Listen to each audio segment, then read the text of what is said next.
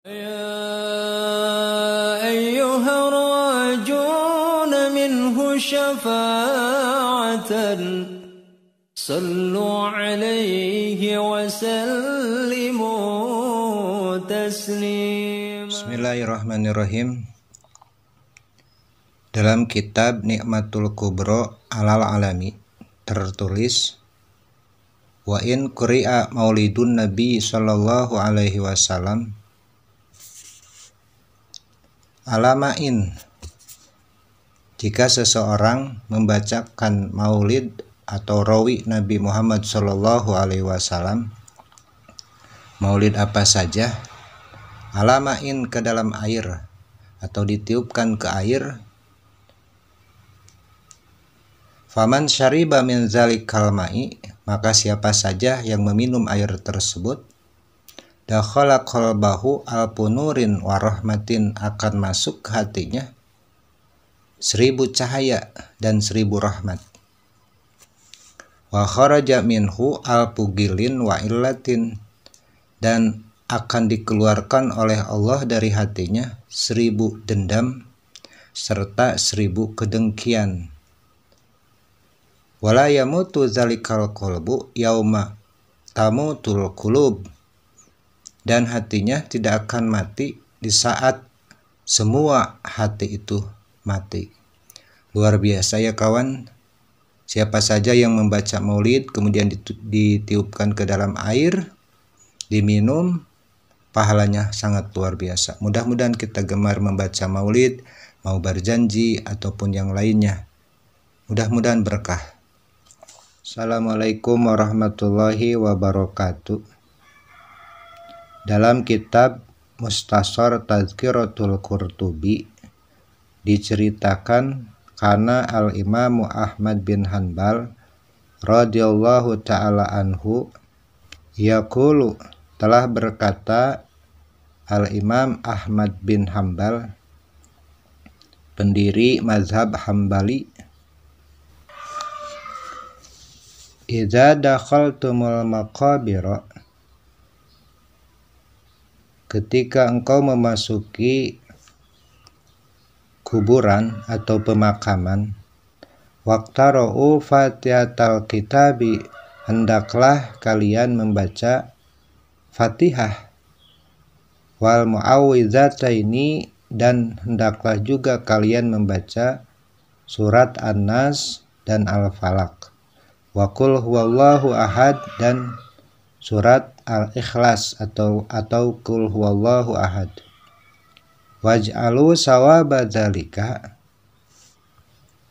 dan menunjukkan atau menghadiahkan bacaan tersebut sebagai pahala li ahlil maqabira, untuk ahli kubur, fa innahu yasilu ilaihim, karena sesungguhnya bacaan Fatihah, Qul a'udzu birabbil falaq, Qul a'udzu birabbin nas, dan Al-Ikhlas itu sampai kepada mereka. Ini adalah jawaban yang pasti yang diberikan oleh Imam Ahmad bin Hanbal. Assalamualaikum warahmatullahi wabarakatuh. Kita semua yang hidup di dunia ini pasti akan memasuki alam barzah atau alam kubur, dan tentu kita ingin bahagia di sana. Maka dalam kitab Nasaihul Ibad dikatakan ada 7 penerang di alam kubur. Pertama, al-ikhlasu fil ibadah.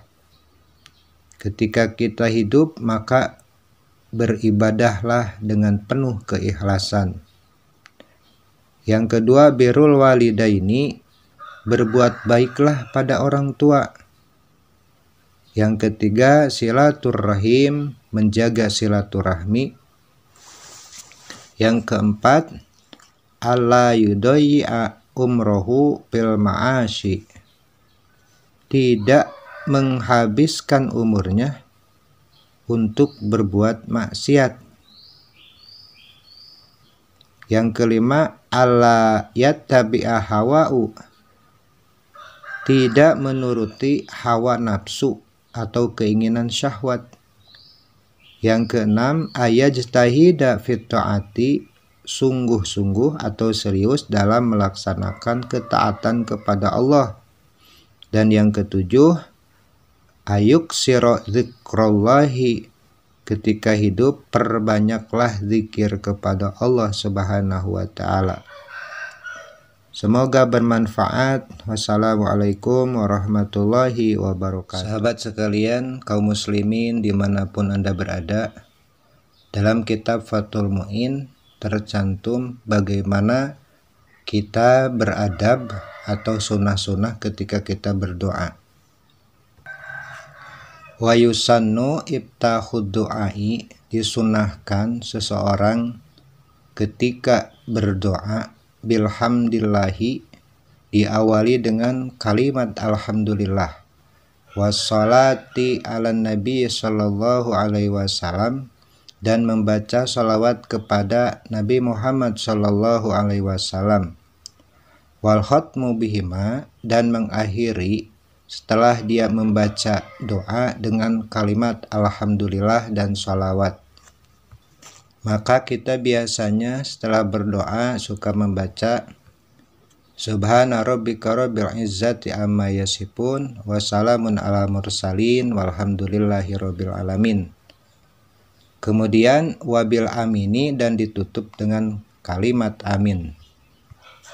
Wa ta'minu ma'mumin, dan disunahkan bagi makmum untuk mengamini sami'a doa imamihi, dari apa yang ia dengar dari doa imamnya.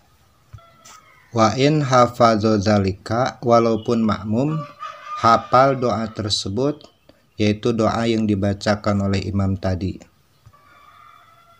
Wa rab'u yadayhi tahirataini, dan hendaklah atau disunahkan mengangkat kedua tangan bila ia dalam keadaan bersuci. Hadwa min kibaihi, sejajar dengan bahunya. Wa mashul wajhi bihima ba'dahu, dan disunahkan pula mengusap wajahnya dengan kedua tangannya setelah berdoa. Wastiqbalul kiblati, dan hendaklah ketika berdoa menghadap kiblat. Halata zikri awid du'ai, dalam tingkah zikir atau ketika berdoa.